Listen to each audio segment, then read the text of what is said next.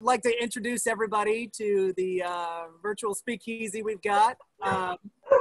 My name's Evan Ball. I'm the market manager for Tennessee. So I realize that a lot of people watching are still cooped up in houses or places that are currently still getting snow, like Cam in Canada and the guys in the Northeast in Chicago.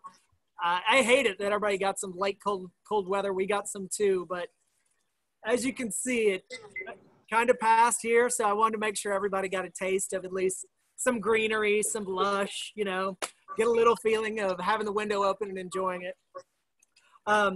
But tonight we've got some special guests, and I just wanted everybody to have a place to hang out tonight and enjoy a cocktail. Make sure you grab something if you're going to sit with us and watch Caroline Brady make some awesome cocktails for you, and Stephanie and Aaron crank out some tunes. They're called A Tale of Two Music, by the way. You can look them up online, and I've been listening to their stuff all day, so I've been in a good mood. But while we're waiting for some more people to come in and some things to get cranked up, Caroline, why don't you take us into the first cocktail you made for the evening, and sort of a little bit about yourself. Yes, so hey, I'm Caroline. I live here in Nashville. I've been here for 3 years.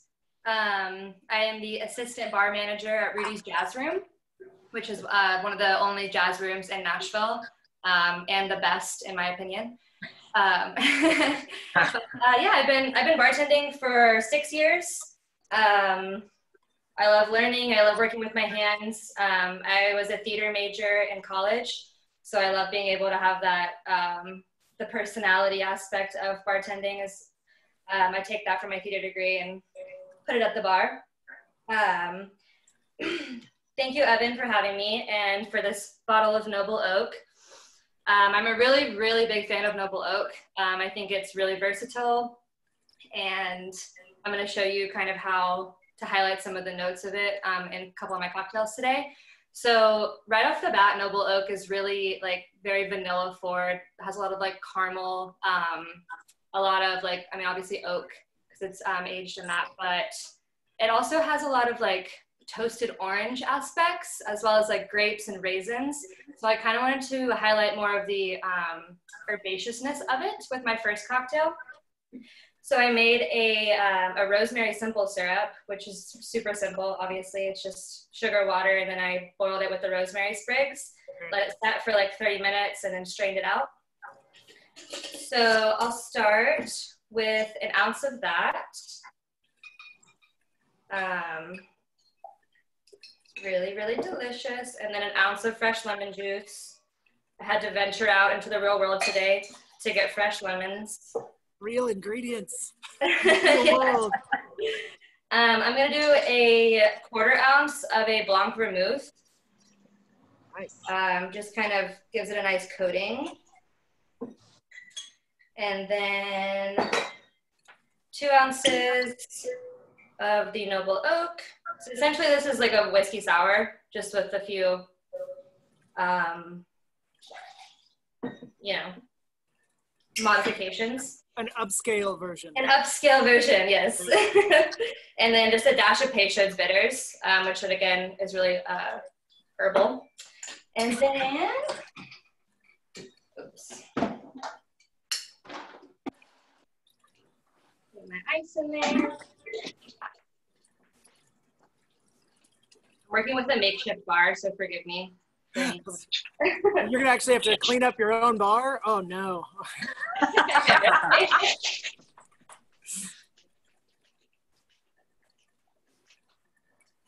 Okay, give that a nice shake.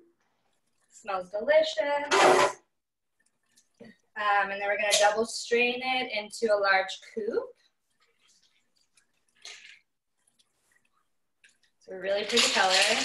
Yeah. And normally I would, for the garnish, I would torch this rosemary sprig, but I don't have a blowtorch here at my house. I'm just gonna do a quick express and then just kind of drop it in.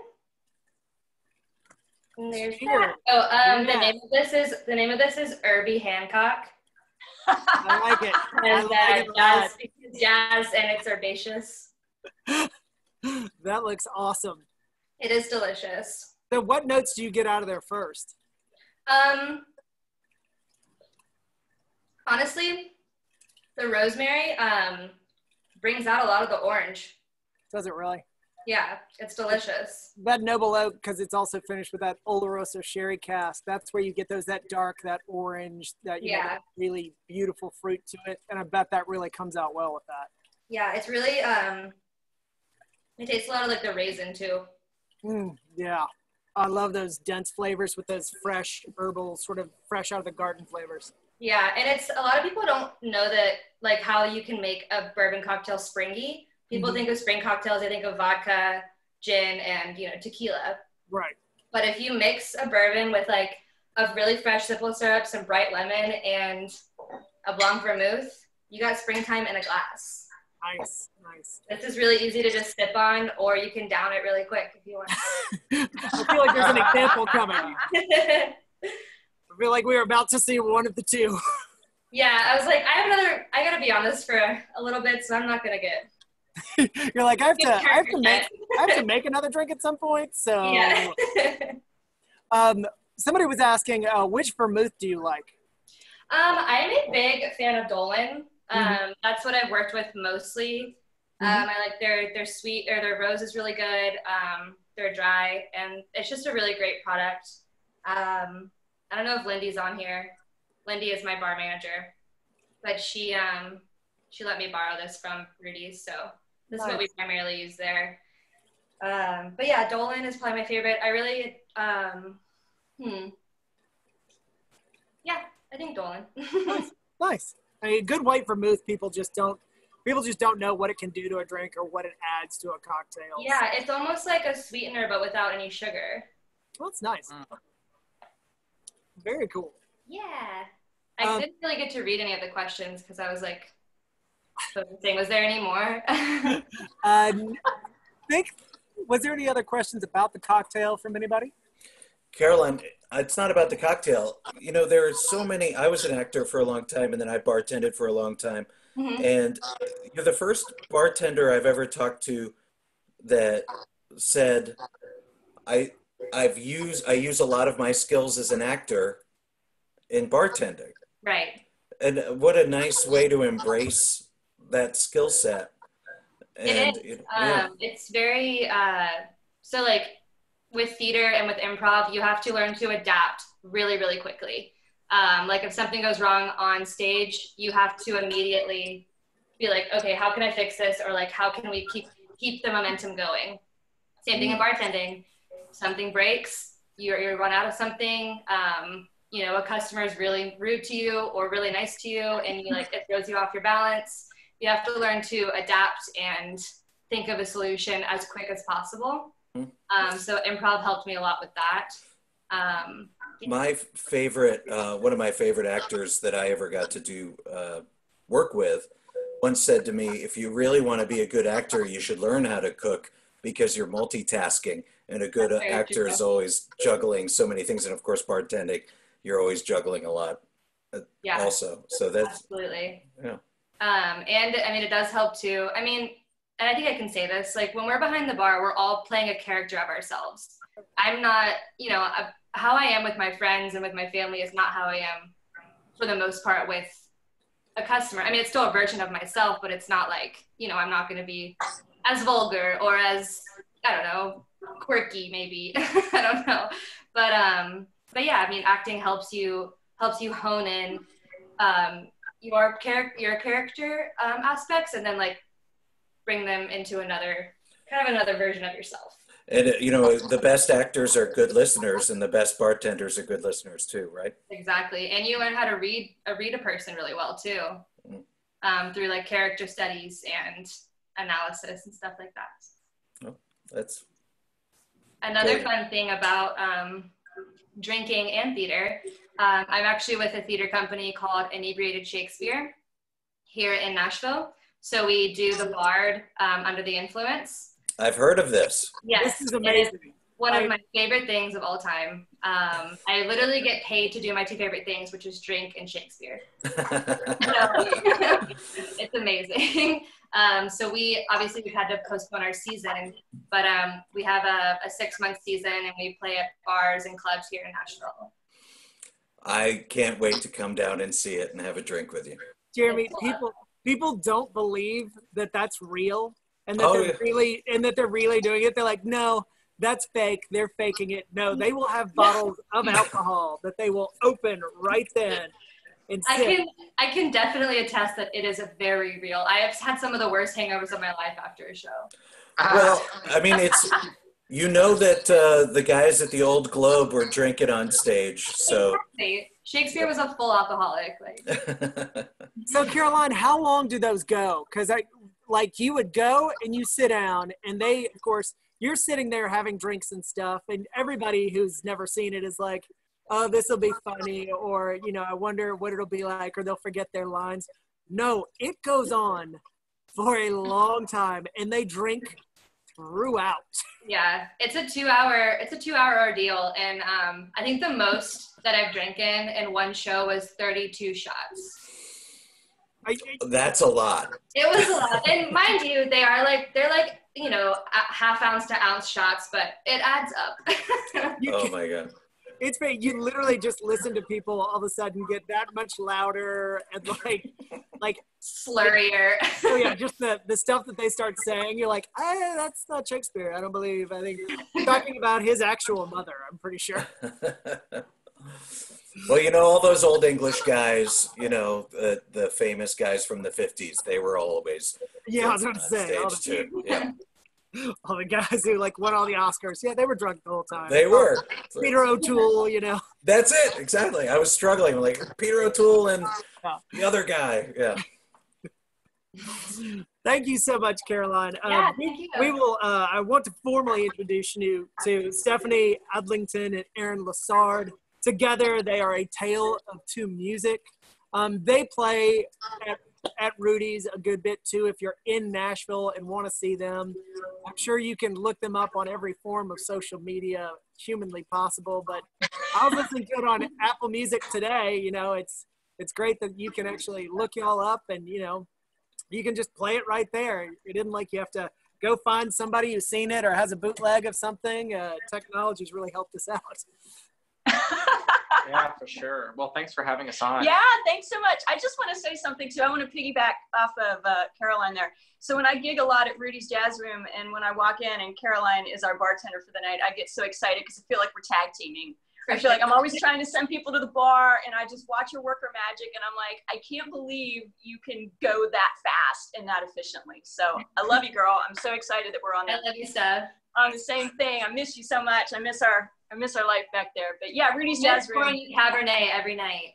Oh God, tell me, I miss you pouring Cabernet, and I'm really pissed right now that you're making these drinks and I can't taste it. So I'm just having my straight up bourbon as always, but Cheers. I'd be helping. But yeah, thanks Evan so much for having us on here, and thanks to Lindy, as we just talked, the bar manager there at Rudy's, for asking us to be on, and yeah, what are you gonna say? Wow. So yeah, we're gonna do a few tunes today. Some are yours. So A Tale of Two, there's kind of two things that are going on here. So some of the tunes we're doing today are some of Steph's solo tunes, and when we gig around town, mostly it's a lot of Steph's more solo stuff, jazz and Americana, or Jazzicana. Yeah, I call our music Jazzicana. It's jazzy, but a very kind of Americana storytelling influence, and so I kind of pinned the phrase Jazzicana. And then when Aaron and I got together and started doing more kind of very rootsy guitar. We have this kind of kick drum thing that's generally in our show. It went more on the Americana side. So it really, for me, it was wonderful because it got to highlight the other side of what I always really wanted to bring out in my music. And so a lot of my original tunes fit right in with the other stuff that we're writing and the harmonies now that we're creating. Yeah, so we've been doing this for probably close to a year now. It's really come a long way. We were kind of setting up a lot of fall tours and such. Obviously, that all kind of fell through. But we were planning a record for the summer. We're still planning on making a record during the summer. Obviously, the release will be probably whatever, but at this point, but it is who happening. knows when, but it is it's happening. happening. I find it hysterical, kind of, that we had a Indiegogo campaign, and during the Indiegogo campaign for our album, we had a tornado hit Nashville and then a worldwide pandemic. And I'm like, why? What is going on? Like, but we made our goal. We did it, and we keep reassuring everyone that this is going to get done, hell or high water. We are going to record this album, and so that's going to be our summer project. And then once this opens up, we will get back into hopefully touring in a city near you very, very soon. So yeah. So do our first. I don't know. Anything else you want to say? Not yet. We'll probably save some stuff to talk about, so we aren't so boring. You know, I don't know, y'all. We've been cooped up in this place for so long. I don't even know what to talk about anymore. I don't even know if I can talk. I'm literally at that point where I just don't even. We don't even form sentences anymore. We just kind of grunt. Well, we can also. I mean, we love alcohol too. We can answer any alcohol questions that anybody wants to throw our way. We would be more than happy to talk about whiskey and Noble Oak. And I will say that that Lindy again at Rudy's put both of us actually on the Noble Oak profile, and love it. We have not tried the rye yet, Evan. You talked about that one. The rye is so good. I'll make it. And what's blown my mind, and correct me if I'm wrong, but it's not a Kentucky bourbon. It's not, which is amazing. Like it definitely has like its own unique characteristics to it, but that's why I really like it. Yeah, it's just its own thing, and it's really competitive with everything around like the same price point, and it's smooth. You can drink it straight, really, or you can. I haven't had it yet in a cocktail. I've only had it straight, but I really enjoy it. Yeah, it's cool. There was a couple of questions in the chat about your piece there. What are you playing on? People like your guitar. Oh yeah. Oh, cool. Okay, so this puppy right here. Just let me walk away. She's like, I'll go to the break.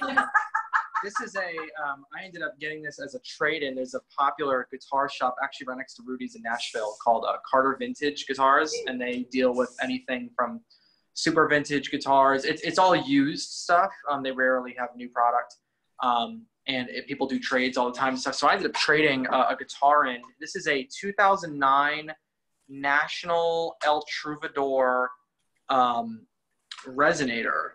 So it's a take on the classic 1930s style wooden resonator. And what makes for people who aren't guitar players, what makes a resonator is the steel cone, which was kind of the original form of amplification before amplifiers were invented, or electric guitars in general. So what I do for my live show, so funny enough, this was actually a right-handed guitar when I bought it, so I had to do a lot of kind of Frankenstein work to make it left-handed. And then this right here is actually like a magnetic pickup, so I can amplify it. So I have all this crazy Frankenstein type setup thing going on here, but it's not very pretty, but it gets the job done. So it's very loud. It is quite loud. So if I'm too loud, please feel free to comment. And it's kind of funny because Aaron is left-handed, so generally I like to be on this side and he likes to be on this side, but this thing is constantly like almost hitting me in the face. So what makes me happy though is whenever we do videos or live videos, I always look right-handed, so for like an hour out of my day I just have a sense of normalcy, which is always great, but it doesn't last very long. It doesn't last long because then he starts talking and then we're just it ruins it all. You want to talk about the song we're gonna play? No, he's shutting me up. All right, so I wrote this song. I'm originally from, we live in Nashville, been in Nashville a long time, but I'm originally from West Virginia, and I have a very interesting, colorful family history. And so I wrote this song about a lot of research and then a lot of stories from past relatives. So we'll just leave it at that.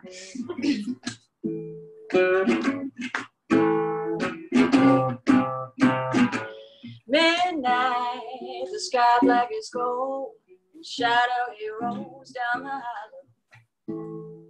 A cigarette in one hand on the wheel, he's steady as steel. This man is unreal, driving back roads. He's the devil in flight, island 100 gallons in the cover at night to the juke joint. In the shanty cross town, the speakeasy underground.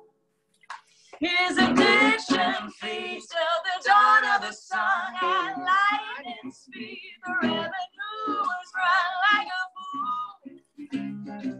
They'll try to catch him tomorrow. He drives a souped-up Ford with a black VA across the county line. He don't hesitate, he can't lose. It's the bootlegger's blues. Danger shines in his eyes. Money is just his bid on the side. He's tall, dark, and handsome, and kills with a grin. Looks hotter than sin as he trips it again down the mountain. In 105, but up ahead he sees the law is standing. Might change direction with a 180 turn. Lock it in, spin and let the tires burn. His addiction feeds till the dawn of the sun at lightning speed. The revenue is run like a fool. They'll try again tomorrow. He drives a souped-up Ford with a flat FE8. He's the reckless kind. He don't hesitate. He can't lose. He's the bootlegger's blues.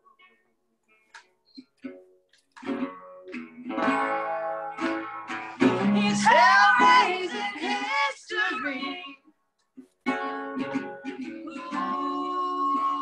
The legend of his time. And his addiction feeds till the dawn of the sun. And lightning speed, the revenue is run like a fool. Don't try again tomorrow. He drives a supercharger, born on a pride, American outlaw. He won't go down without a fight. He refuse. It's a bootlegger's blues. Oh no, he won't lose. It's a bootlegger's blues.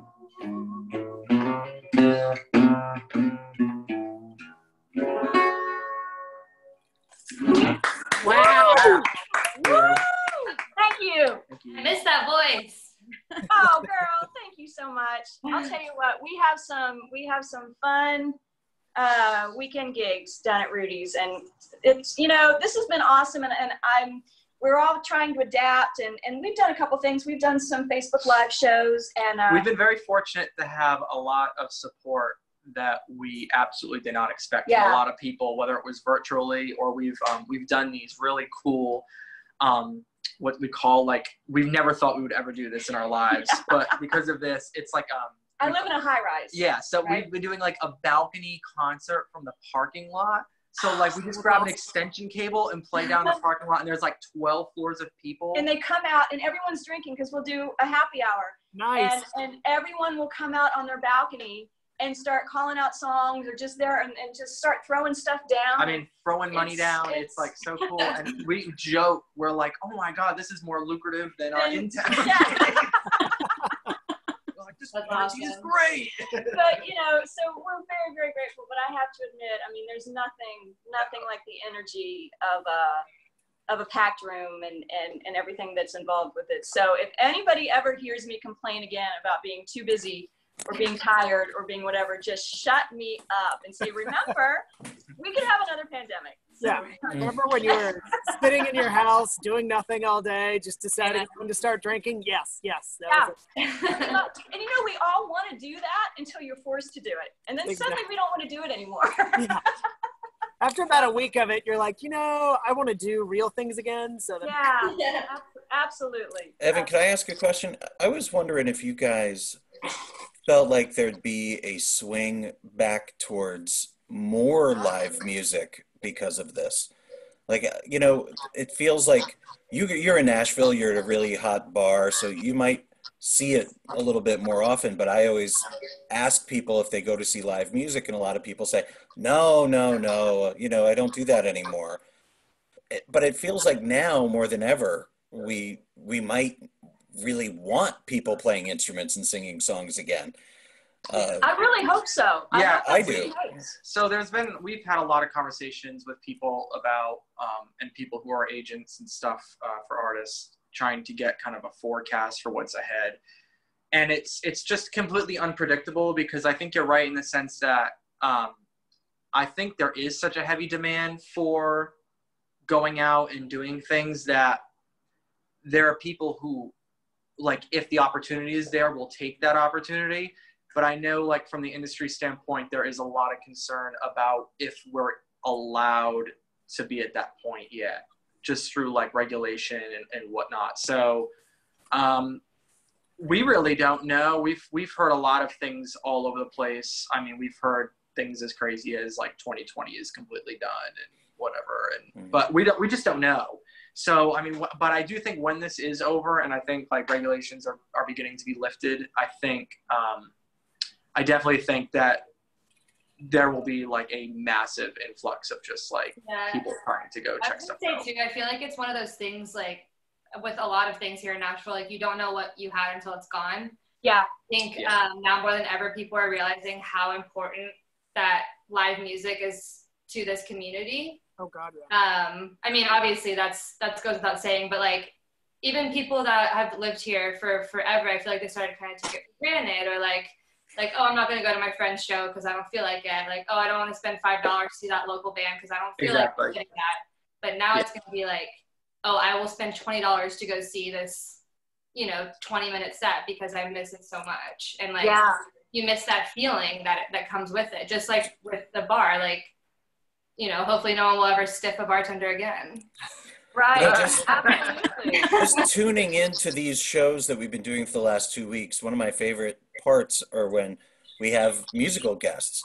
And I think it's because you guys appreciate giving to an audience right now, and we really appreciate, what you have to give us right now, that there's a human connection in people singing and playing their instruments in their living room that, has been lost to such a degree with, modern music is, done on a computer. So I'm almost hoping we maybe say, you know what, I kind of want to hear people playing their own songs again. And well, you're absolutely right. I mean, the people thriving throughout, well, nobody's really thriving throughout this right now. Yeah, I was gonna say, who's thriving? But, like, the people who are having maintained support through this and are maintaining, like, stability are the ones who are live performers, because if you are constrained to production techniques and maybe limited and the show, that's the stuff that is taking really the biggest hit. But if right now is, like, how you can be versatile and how you can be grassroots and, like, maintain loyal groups of people is kind of more than ever the best thing right now. Yeah, and I hope that what you're saying is true. I feel like the arts in general, no matter what it is, it's drama, it's music, it's art. I feel like people have gotten to the point where they just kind of push it aside, and they feel like it should be free, or I'm deserving of this, or they just, like you said, Caroline, they don't go out because, well, I'll go next week, because it's exactly around them. Or what I hope that people start to take the arts seriously again as an art form, because art is what makes life beautiful, and it's every form of it. And I remember Churchill. I wish I could remember the quote when he said something like, "If we don't have art, what are we fighting for?" During World War II. It's like that's the whole point of having this beauty in the world, and it shouldn't be for free, and it shouldn't be taken for granted. And people should appreciate it. And maybe in the midst of all this, maybe that's something good that's going to come out of this situation, that people will actually start taking art seriously again. There's been a humble reversion that we've noticed out of this. Like there's definitely been a lot of people who have understood that a lot of the things like that go on, especially in Nashville, have like we take for granted sometimes just because there's so much of it going on at all the time, every single day. So that's been I think the one positive out of this has been seeing like the appreciation of a lot of people's work in general, which has been really cool. Yeah. And even film and television, everything's been kind of cut off right now. So it's like, what new films will be coming out? Well, none. What new television shows will come out? None. What new music's coming out? Is it even good to release music right now? Who knows? It's just trying to figure out a way through and be true to yourself and be organic and hope that when this is over that everyone latches back onto wanting artists again, and art. Anyways. Anyway, that was a whole story. I haven't had enough time yet to keep going down that rabbit hole, so sorry. Was there urban speaking? were y'all affected at all? Because it was early March when we had the tornadoes come through Nashville, and I was trying to explain to everybody else how much that affected the bar and hospitality industry overall. Because go ahead. I'm so sections that lost power, and a lot of them like guys that like lost walls or their complete building, the basement and all those places. Yeah, in a sense, that's so true. It's kind of almost like this pandemic hit Nashville, just in a different kind of sense. Like business was affected weeks prior to this pandemic even becoming like national headline, popular headline. It was like businesses already were slowing down because there were so many people affected. Obviously, they're not going out and spending money, and then it's like 3 weeks after that. There weren't a lot of like travelers here after the tornado either. Everybody stays in East Nashville usually, and that unfortunately it was obliterated. Yeah, absolutely. So yeah, we noticed. We noticed, of course. Go ahead. I'm sorry.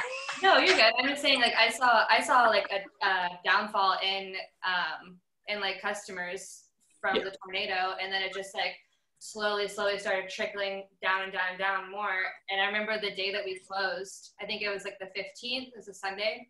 Yeah. Like big group of bachelorettes came in to like the happy hour on Sunday, and they were all kind of complaining and like being kind of mean about how the bars were closing down and like how there was like nothing open for them to go to, and like how the tornado messed up everything. And it was just like, they were like saying that to me, a person who lives in Nashville, whose money is being affected by all of this too. Like, and your friends and everything. Like, I don't know.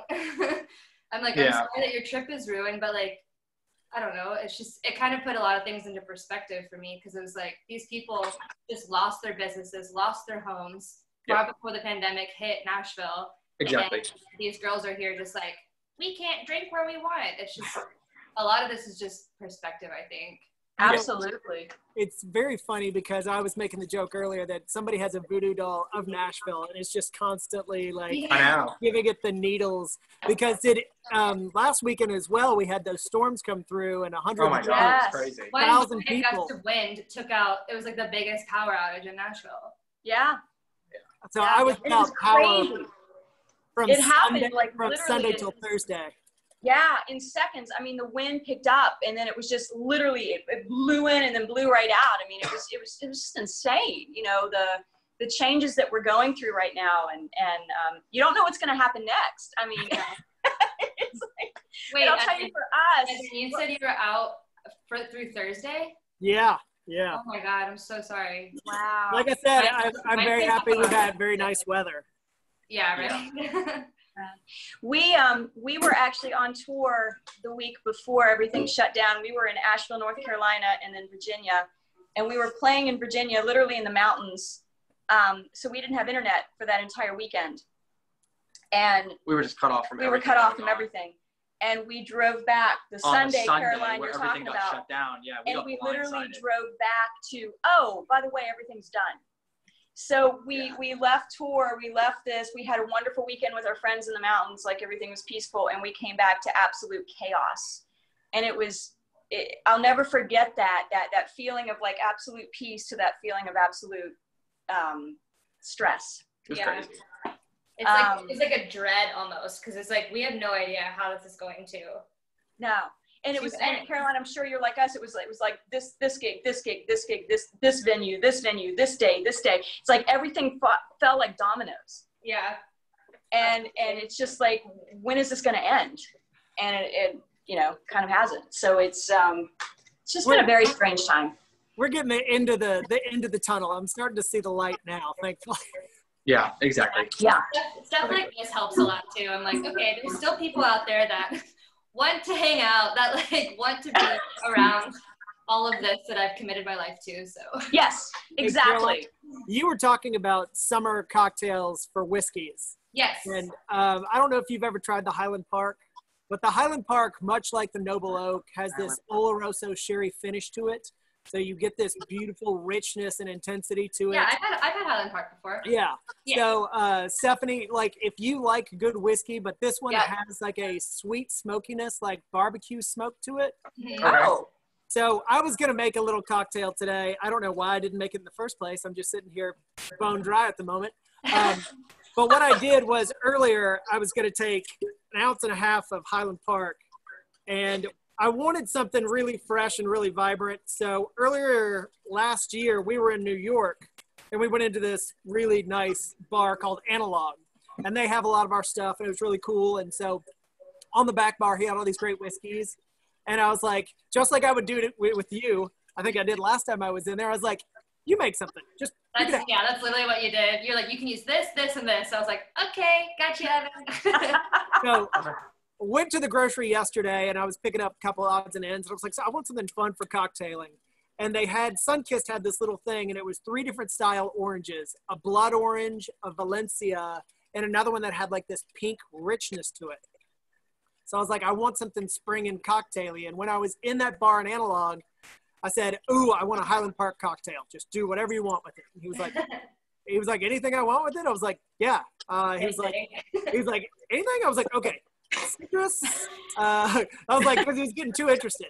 I was like, something citrusy, something fresh to kind of counterbalance that dark, sweet smoke of Highland Park. He was like, okay.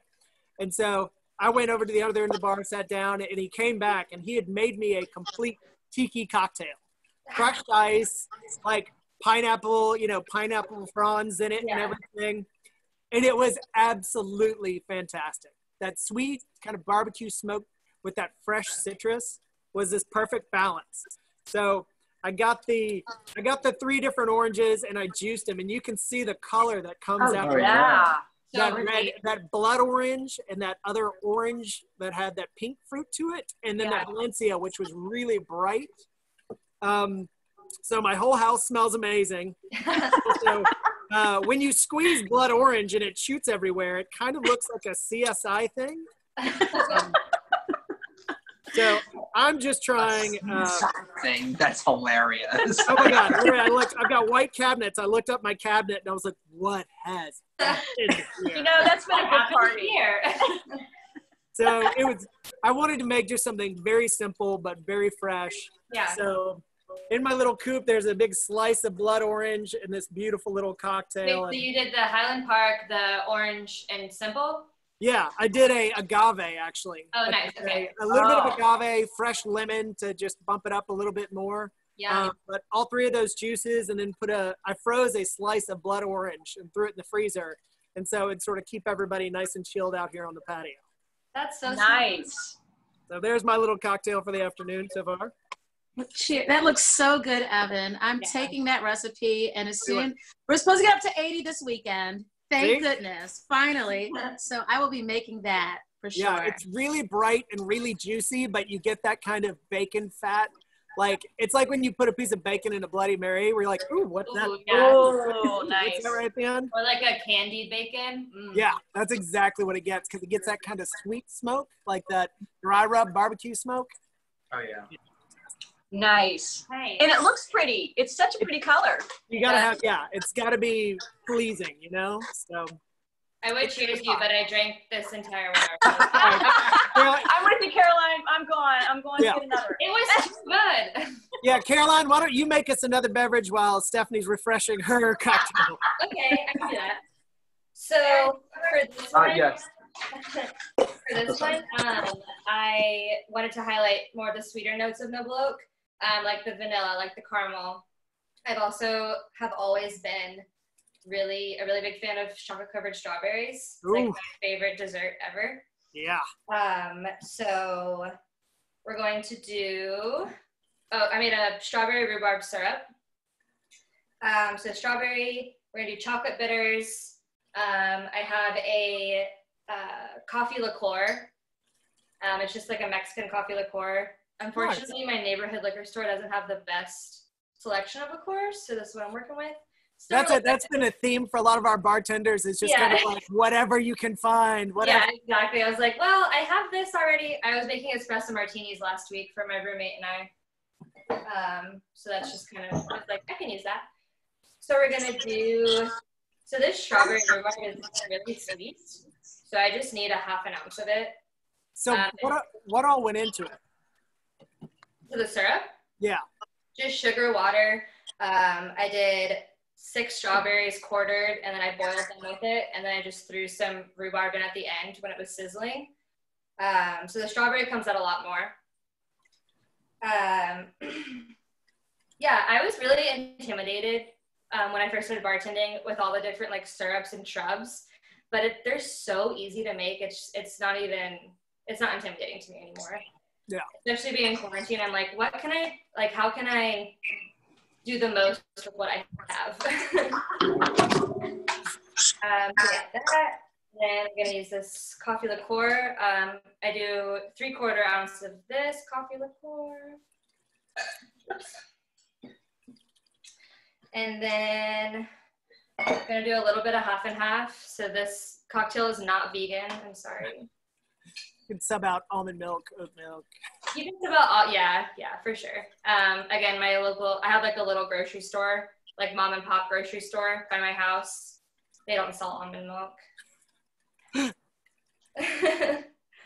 And then we're gonna do 1.5 ounces of Noble Oak. And then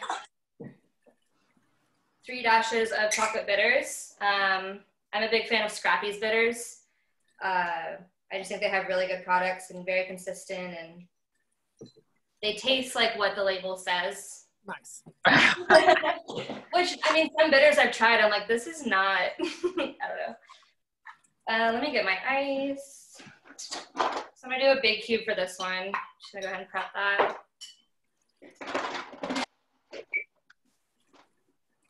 So do you think the chocolate bitters adds enough of that sort of rich, dark chocolatiness to it? So. Exactly. So that's where the chocolate covered strawberry aspect comes in.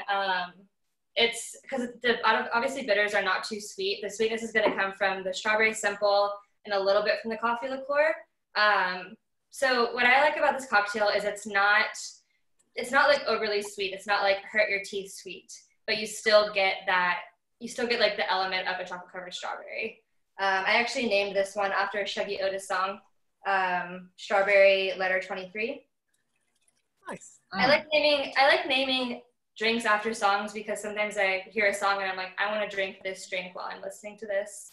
Brothers Johnson, Strawberry Letter 23 is one of my favorite songs. Yes. Yes, I'm so happy.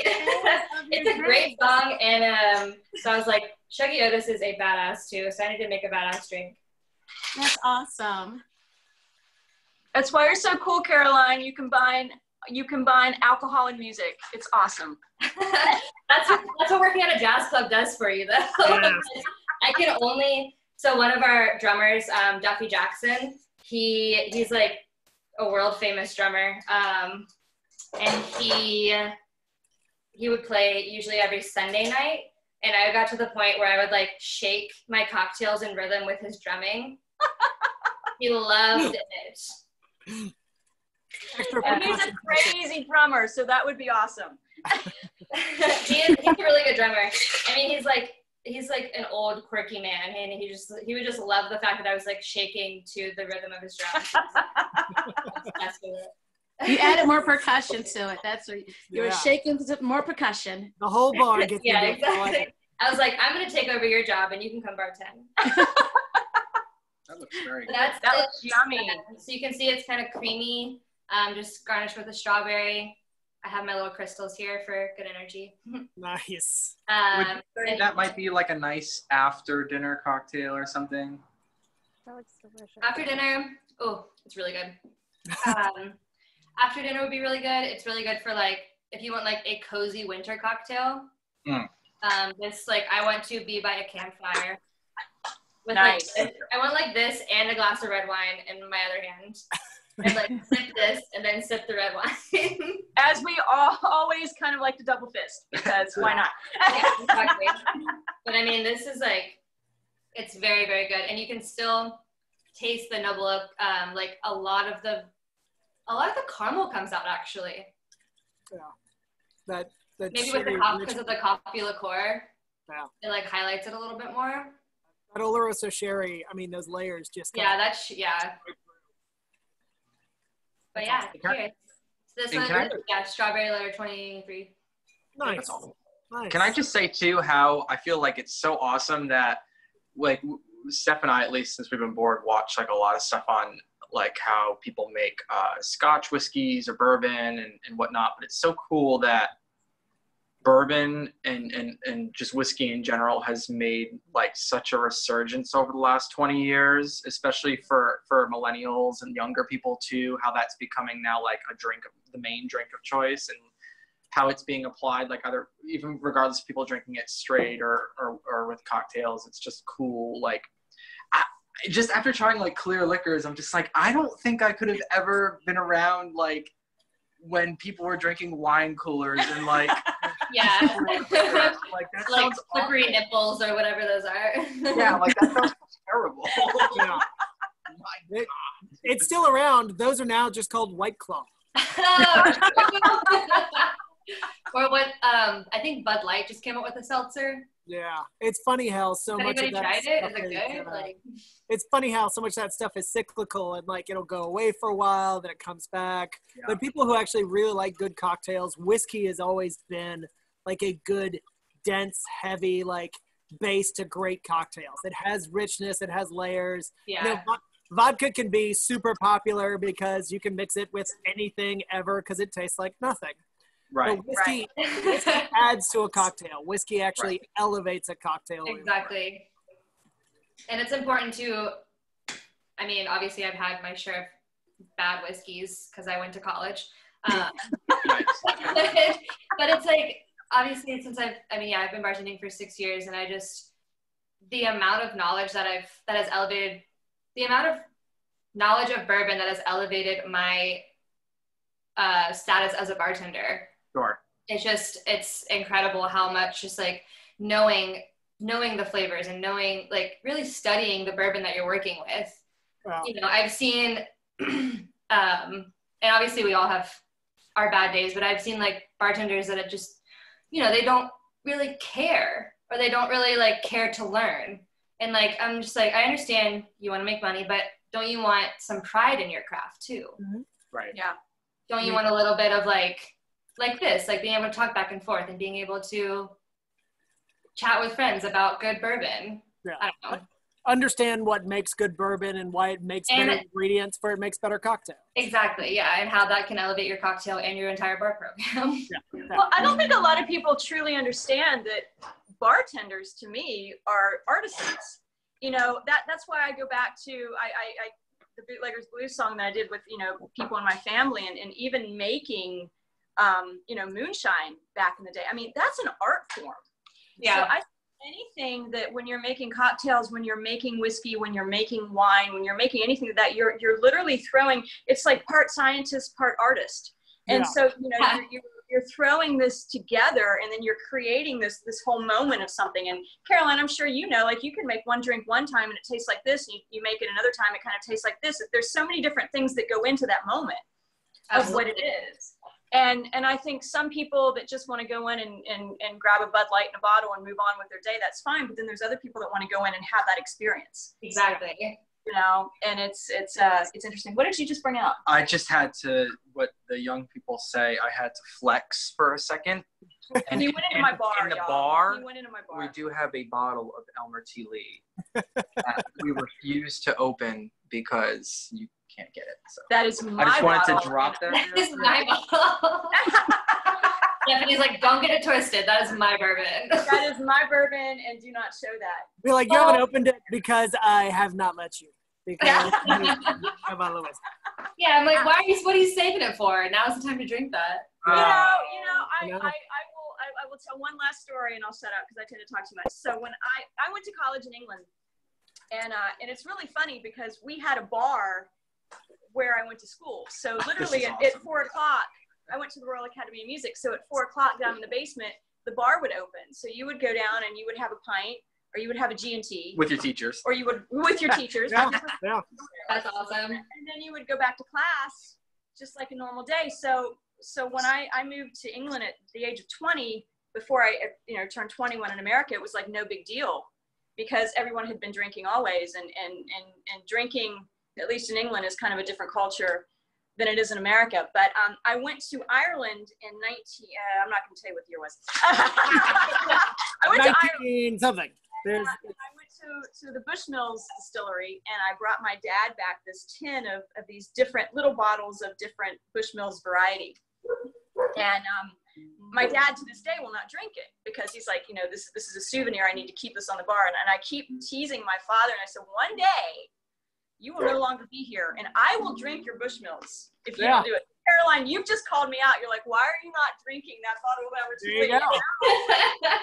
I'm like, that was full circle. It was at my house. Actually, I still have. So I won this bottle of Macallan. Oh, such a pretty bottle. Oh, and I've got that much left. But yes. Scotch isn't something that you can like drink one after the other. Like I always have this when I'm like feeling proud of myself. Yes. It's something you should truly enjoy, but yeah, it turns out you can drink it one right after the other. I mean, you can. No, I shouldn't have said you couldn't. I should have said like you shouldn't, but yes. You shouldn't, but I still have. Yeah. Which one? Now, what 12 is that? I didn't. It's a triple cask, matured. Oh, okay. The triple 12. Yeah, it's So fantastic. I've only tried the sherry, and that blew my mind the first The time. sherry made the I had sherry it in and triple Nashville. cask are probably my favorite. So you should definitely go to Rudy's because I believe they still do the mac and cheese where they have a cheese board that they'll put together with a flight of Macallan, and it will change your life. It's a fun time, yeah. That was like, there you go. That's one of my favorite things that we've done. We also have the Macallan 18 at Rudy's too, which is a lot of people are always like, oh my god. Yeah, it's one of those people lose it for. And then they get mad when it's $60 a pour. I'm like, Gosh. You Hey, knew that it was. That is cheap in Nashville, my friend. It is, yeah. Stephanie. All right, well, Caroline, you basically made me say I'm going to drink my Elmer T. Lee tonight, at least a little bit. I will open the bottle tonight. So have a sip for me, please. I will do that. You enjoy your cocktail. I'll have some Elmer for you. We'll feel the love. What do you got for us next, my dear? Actually, Aaron, this is one that we've written together, but you want to tell it? Yeah, this is a drinking song. This is a Tale of Two type song. Yeah, this is a Tale of Two song. It's gonna probably be on our record. Yeah. So the funny story about this song, I'll keep it really brief, is this song, we were looking up Prohibition slang one night and we found a term Chicago lightning. And I'm like, what the hell does that mean? So Chicago lightning is slang for gunfire between cops and robbers or Capones. Oh. So I said, we have to write a whole song called Chicago lightning and nobody will know what it means. And then the whole song is littered with Prohibition slang. And basically the story is about a Prohibition man who refuses to abide by the law. And because why would you? Because why would you? So it's kind of a whole story about that. And it's fun. And we learned a whole lot of terminology that I think we have lost from the 1920s to the 2020s. So I wish we could go back to some of this slang because it's just so freaking cool. So here you go.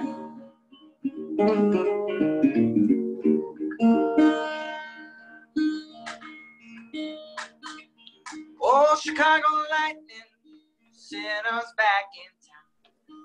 I ain't no prohibition man's past the hooch around.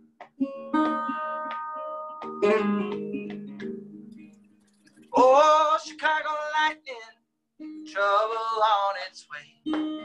I best put down that second round for the fuzz blow me away.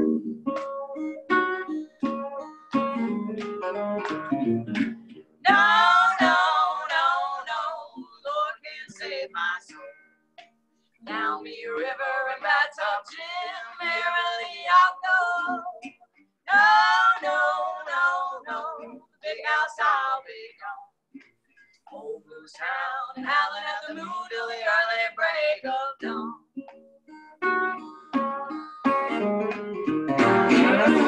Oh, Chicago lightning, top shelf falsified. Flappers dance and the dandies prance when the gin joint comes alive.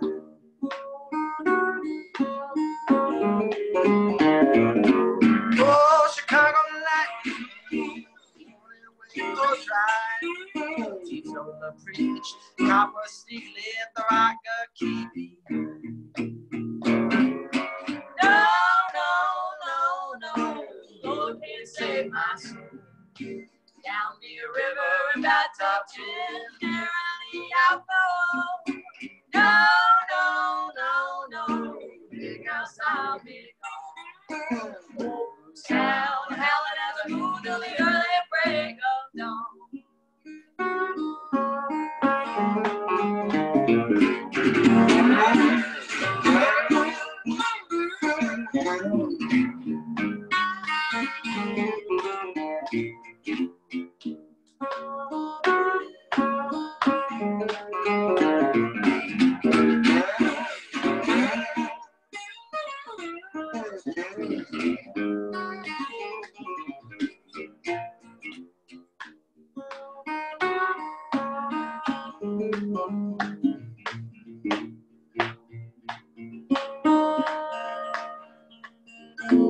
Oh, Chicago lightning, Sheba's I adore. The clock strikes one till the blind pig dawn, loving me till the morn.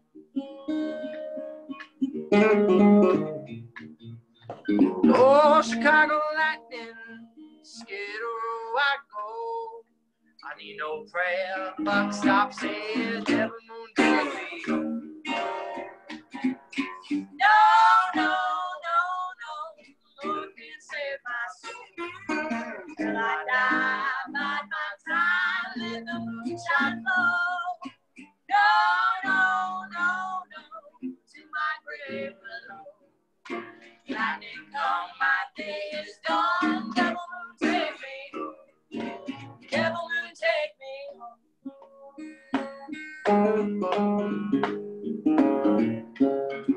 Devil moon take me home.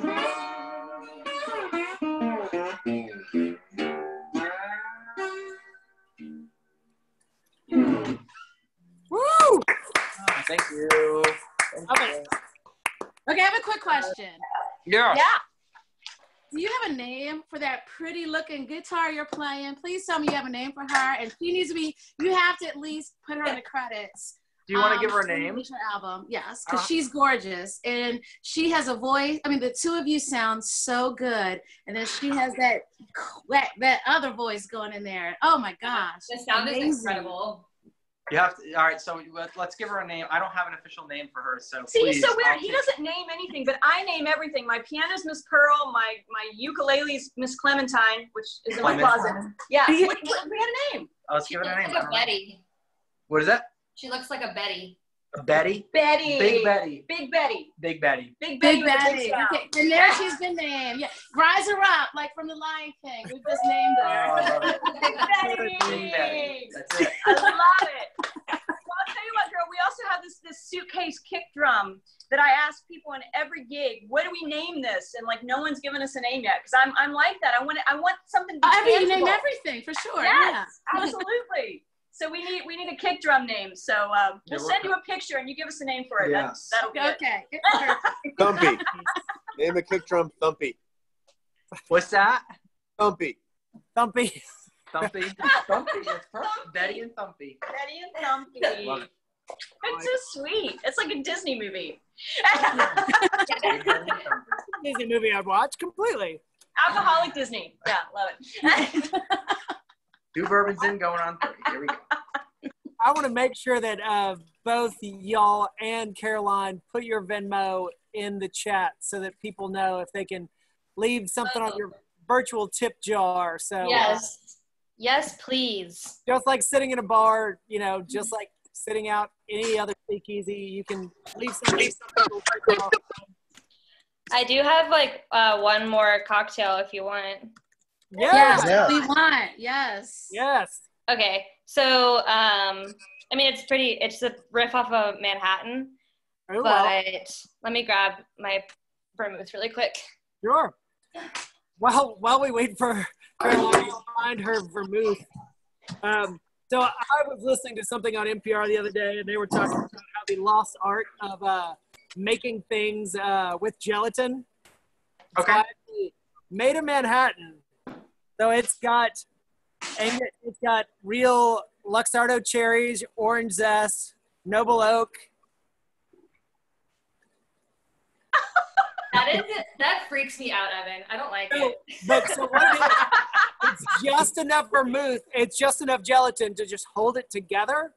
So what you have to do is take your grandmother's very nice silver, because you can only do this with very classy cocktails, and actually spoon up just straight bourbon. Oh, wow. Oh. So is it stronger in gelatin form or is it weaker? So to be on the safe side, I added twice the amount of bourbon. And then, so you also just have these really dark, rich Luxardo cherries just floating in there, and the orange zest. So I basically double made the cocktail beforehand and then mixed in just enough gelatin so it would just hold together. Yum. It's just like a spoonable cocktail. So you might be onto something, because from my experience of dealing with like a bourbon or a alcoholic based ice cream, it can't freeze. Right. So maybe if The gelatin. the gelatin could help actually. Bourbon jello. The gelatin does help. burn it. So it does. So I figured everybody, you know, because whenever I do, like whenever I do tequila events or rum events, and everybody comes up to me and says, "Oh, I've had this terrible experience with tequila, or I've had this terrible experience with rum. I won't drink it anymore." We've all had a terrible experience with probably Jello and alcohol together. So I figured it was just the right amount of time to sort of elevate that experience again, just like when people try tequila 10 years later, or they go back and try rum that wasn't tasting like sunscreen. Really elevate those things again. So I figured this was the correct way to make like a classic style Manhattan with noble oak bourbon and like Peychaud's bitters and fresh Regan's bitters, and I mean, like really make a good cocktail and add just enough gelatin to kind of hold it together. Nice. And then you can just scoop it up like Now Wow. that's actually a Incredible. dessert I would eat. That, Yeah, I'm not that is a a girl. That would be a dessert I would There you go. gladly. dessert. There it is. Yes. I will now leave it to y'all to take it away.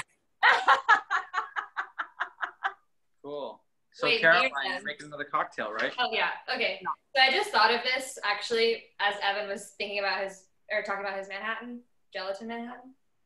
I really like using Punta Mess in a Manhattan. It's still a sweet vermouth. It just has a little bit more herbaceousness to it.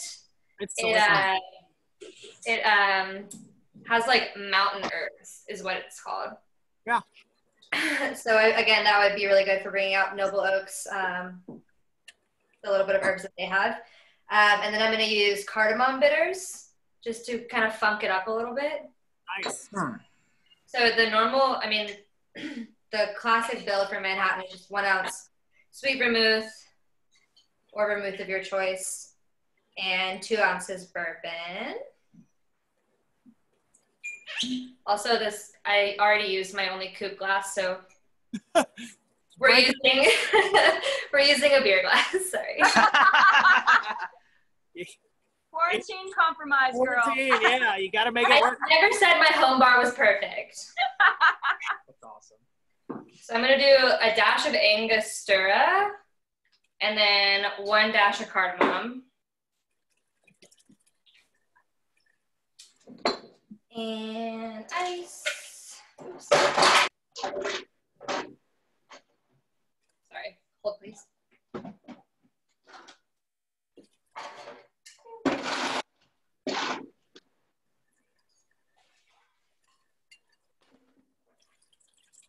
Give it a nice stir.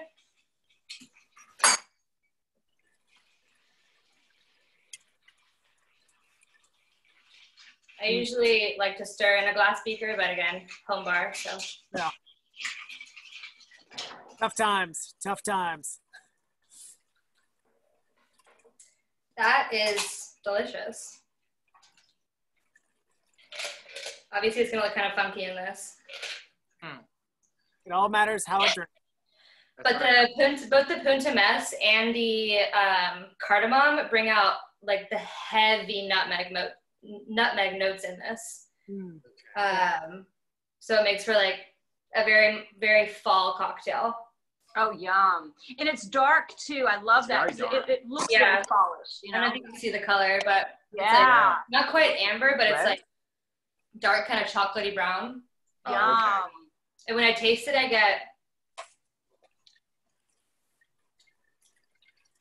ooh. Yeah, I get that nutmeg a lot. That might be the cardamom though. I get like a, almost like a peach flavor. Oh, wow. Maybe the sweetness that Oloroso sherry sweetness brings out those baking spices and it. I was gonna say, yeah, it's a lot of baking spices, a lot of like chai tea almost. Oh, Oh, cool. That is singing to me. That's all. Yeah, Evan, I think you would very much enjoy this one. Yes. Well, you all right, could, so I wish I could slash it on the computer and you could taste it, but that has to go on the Rudy's fall menu. yes. fingers crossed that we have one. Just kidding. I know. It's already on? Is it already on there? No, I said fingers crossed that we have a full menu. Oh, we will. We will have it. Yeah, but then I was like, I'm just kidding. We will. If not, you can just bring that makeshift bar over here. I will. And Yeah. we'll just drink in here. It's all good. I'll make them for your entire apartment complex. I love it. What is your favorite, out of the 3 that you made today, what is your favorite cocktail? I don't know. They were all very different. Of course. This one, okay, so the first one I made, the rosemary, the elevated whiskey sour one, I would say is like a pre-dinner, kind of like pre-game, like yummy one to drink it right at 5 o'clock. Okay. This Manhattan, I don't have a name for it yet. We'll call it Evans Manhattan. How about that? Nice. Evans Manhattan, I would want to drink during dinner with like a nice steak or like a good piece of salmon, like a good yum. Yeah. and then I would want to have the strawberry one as a dessert. Okay, cool. So it's like a 3-course cocktail. It's 3-course cocktail. The road to get Yeah. It's like you're at Caroline, it's like you're at can Disney you World. share those? Can you share those recipes? Because my God, like I want to just be practicing these cocktails at home. Yes, absolutely. So you can go to Facebook Live, in fact, and then put it in the comment section so people will be able to see the cocktails and refer to the cocktail recipes actually. Yeah, I can absolutely do that. Just do you just want me to comment them on the Facebook Live? Mm-hmm.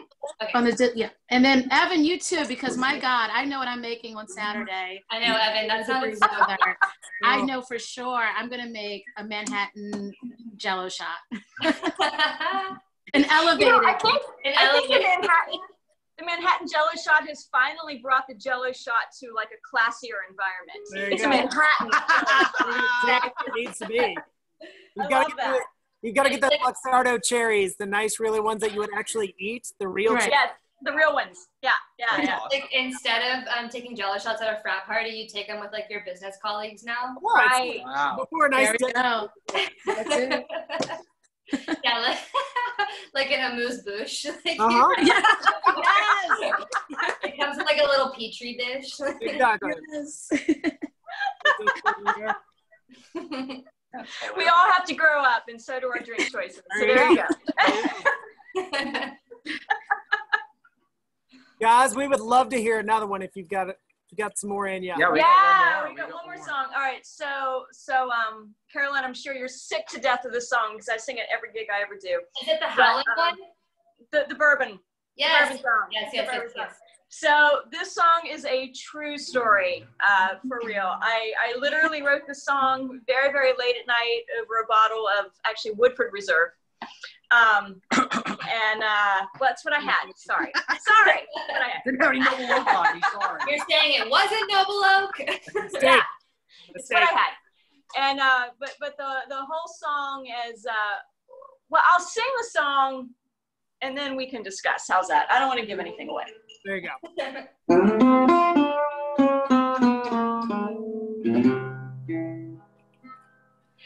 Baby, it's time that we talk. I have found someone that I like a lot. You'll probably be confused, 'cause you are no more of use to me. No, you will never be like his fine, perfected recipe. He makes me feel alive. He's bona fide. Believe me. He's smooth and sweet and so complete in everything I want in a man. He's bold, but he's nice, and he's quite precise as I drink him in again and again. He's warm and he's wise and he's filled with surprise, and he leaves me wanting more and more. I'm afraid to lose, 'cause I'll take bourbon over you.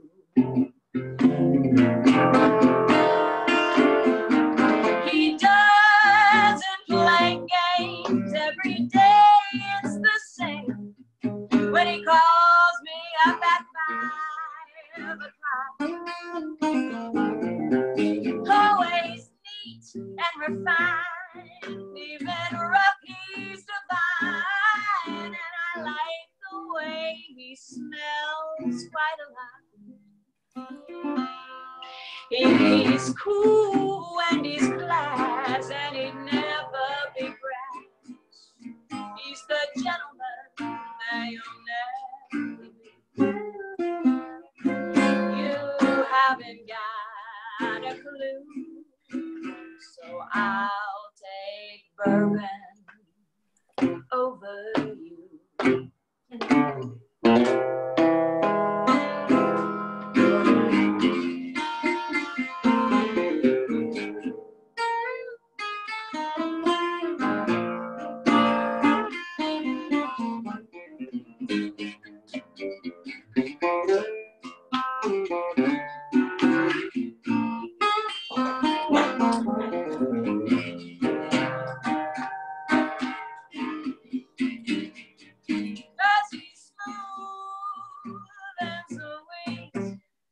So complete in everything I want in a man. How he burns with delight, and he whets my appetite as I swallow him again and again. He's a man's man indeed, born a southern pedigree. That's something you cannot understand. You'll always be a fool, so I'll take bourbon over you.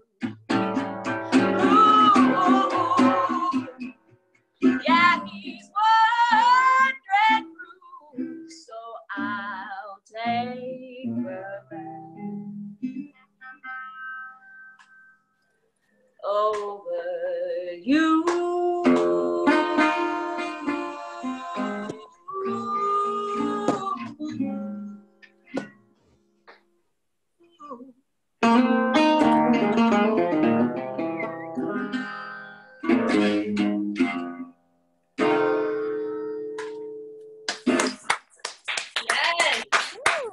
Amazing. Thank you. I always say that Brady is my Amazing. boyfriend. So there you go. Oh my God. Over I thought that boyfriend. was a I juke love it. joint. That was some juke joint music right there. Thank Yeah. you. Amazing. Plus, I felt True seen. story. You must have heard me say what I said to my last boyfriend. So for sure, thank you. There you go. Never It's true, you can always rely on your bottle, girl. You can Absolutely. I always was gonna say, I think that song makes every girl feel seen. It's like, okay, Yeah. I can always have my bourbon. I can always have my wine. Yeah. I don't need no Fine. man. We don't need anything else. We're You're a good. lot more stable, you know. Yeah. And consistent. And here's the deal. When I get tired of Woodford, I buy Noble Oak. When There you tired go. of Noble Oak, you know what I mean? I'm not tied down. I'm Exactly. There Exactly. Exactly. Cheers to that. Yeah, cheers, y'all. Oh, good. Cheers, y'all. You guys sound great. Is there a link? Can you put a link in really quickly where I can find your music? I'd love to share your music Yeah, as so well, if possible. yeah, that's a great question. Thank you for that. Yeah. Hang on, can you still hear me? I'm clicking off here so I can copy it. Yeah, we can hear you perfectly. Okay. I'm just heading over to YouTube. So right now we like I said before, we are actually we're going to be making a record this summer. So the best way to find us YouTube channel? is on YouTube so far. So let me copy and paste our YouTube channel. Aaron and Steph are not only super talented, but literally two of the coolest people I've ever met. Oh, girl, I miss you so much. I just can't wait. I'm 3 bourbons You in. are, you guys are. I'm just being real. I'm I like, can't wait to if anybody deserves get like it all the together. hype, they do, because they just like they've earned it. So. Wow. Oh man, I miss our Rudy's family so much. Same. You know, and it's one of those things where, you know, it's a day-to-day grind of, oh, I'm tired, or I'm this, or I'm that, and then suddenly, you know, you're disrupted from everyone, and it's just reminds me of how much I miss everybody. Absolutely. Miss real life, you know. Yes. Normal socializing and being able to just sit at a bar with people and chat and sort of sit down. Yes, because whoever thought that would go away? I mean, you know, it's the strangest thing. I think if I've learned anything from this experience, it is literally how fast the rug is pulled out. Yeah. I always thought, you know, obviously it happens with relationships or obviously death or something like that. But I never thought it would be career like normal everyday life. Yeah, just the life we were used to. Yeah. So I think that's been the one thing for me to realize, even though we know this, but to really now know it, is to cherish every single moment of every day, even the bad. Yeah. Exactly. Even like the stressful and like the sad days. Because let's be real, I feel like in this pandemic, everybody here has had a sad day where you're like, oh my God, how am I going to get through this? How am I going to get, you know, out of this funk? Yeah. And it's just like, I try to keep on looking at the light at the end of the tunnel. Like the light is there, and like stuff like this with, you know, just having a sense of community is really, really helpful. So. Right. And to remember that. So, and Caroline, you and I both, you know, I work the door at Rudy's once a week. You know, you work the bar at Rudy's how many times a week? It's like 7 nights a week. the people, 7 nights a week. the people sometimes we have to deal with. Sometimes they're absolutely lovely, and sometimes they're absolutely not. You know, and it's like it's going back to that moment of you know, just cherishing all of it, as opposed to just like, wow, can't wait till my shift's done. You know? I would kill for a woman to berate me for her fries being cold right now. Like, I want that feeling. I want to be like, ma'am, I'm so sorry. Ma'am, I'm so sorry. I'll take this off your bill. I apologize. Like, I right. And if that's literally the worst thing going on in your life right now, thank God. Yeah, exactly. Oh, cold fries are the worst thing? Cool. Yeah. Here, have a new cup. Like, Every day. It was a solid day right there. yeah, I I definitely- cool. I just want like some really like just like deep dissatisfaction instead of like this overhead of like, you know, Real stuff. complete Fun anxiety. Yes. just like despair. also- Like I just want like some regular dissatisfaction. I also wanted to mention quickly too, for people watching, if they do or do not know about Rudy's Jazz Room, to please check out their website. And I think they're still currently doing a GoFundMe. Yeah. Just because of how independent venues and the 4-stage process of reopening has occurred. It seems, if you fall under the classification of a bar, especially in Nashville, that you're going to be falling into the later stages of reopening. So it's obviously been really difficult for any venue or bar in the city to maintain being open. Yeah. And obviously being a downtown location, the overhead is so crazy compared to really anywhere else that you would be located. So we would just encourage anybody to check out their website, check out their recent live kind of like, it's like a telethon format type thing. Yeah, and Aaron, they're going to be doing that, they're going to be doing it at least once a month now. Yeah. So if y'all liked Tale of Two, everybody, like Brady's has music like that every night, or they used to until the pandemic, but they're doing a live stream every month now. That's fundraising, and you can hear really cool local musicians play like today. Yeah, absolutely. Yeah, absolutely. When this is over, we need these independent venues to remain open. Absolutely. And this from the beginning. The biggest fear is we're all worried about how to pay rent. We're worried about this. We're in the moment. But my fear overall has been long term. What happens when this is done? Are my venues that I perform monthly, or the venues we've made contacts with throughout the nation, are they still going to be there? Yeah, and a lot of these small independent venues, they rely on resources from patrons. And if we don't have that, we're going to lose that. And if you lose the small independent venue, you lose the roots growing of new artists. And we can't do that. Well, and that's why we're so grateful to be here with everybody today too. Because it's like, we always encourage to support local mom and pop businesses, just because it is a sense of community that you don't necessarily get from some larger, developed business that rolls on in a town, because they can cover the cost of being there. And, that's been the one scare of this whole situation in Nashville particularly is the loss of small business. So that's just why we wanted to give that little plug, just to help maintain that sense of community and keep that going once this pandemic's over too. So and I think it keeps every community, no matter where you live, no matter what city you're in or town you're in, your local businesses are what give you the color of your whole town.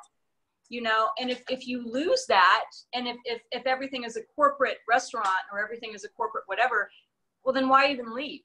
Yeah. You can do that anywhere. But when you go to a town that has its own restaurant, its own bar, its own vintage shop, its own whatever, then you're actually going into a town that has its own personal business and its own personal stamp on who they are. And I think that's so important. People come to Nashville for the small businesses, the record stores, the music stores, the guitar stores, and, to see downtown and see all the independent restaurants and bars that, make us different. So we definitely make sure in the end those are still here so that, people want to come back. Yeah, exactly. And that's what makes us Nashville. Exactly. So. Yeah. Guys, thank y'all so much for coming on today. This is so much fun. This has been the highlight of my week. It's only Monday. No doubt. Time isn't real anymore. Can we just still keep talking and drinking? We can just continue on. Yeah. I'm going to thank you guys for doing that. And talk. But I would not been exposed to your music if we wouldn't have done this. I may have never heard of you guys before because I'm up in Detroit area, so this has been a great experience for me to be exposed to your music. So I'm so glad that you guys participated. Thank you. Thank you. And I really wanted to showcase, because Nashville is so known for country music, but I was like, we have so many just great, talented musicians, and it isn't just all country. It isn't cover songs all the time in downtown bars. I was like, there's beautiful little speakeasies where you can go and get great jazz musicians and, rockabilly musicians and people who have great soul to their music. And so that's really what I wanted to showcase. Well, thank you for that. Yeah, thank you. Of course. Tremendous work. Hey, Bry Guy, you want to tell us what's on deck for tomorrow?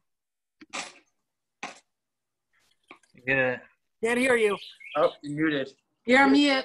You're yelling at nothing. No, you're very much yelling at nothing.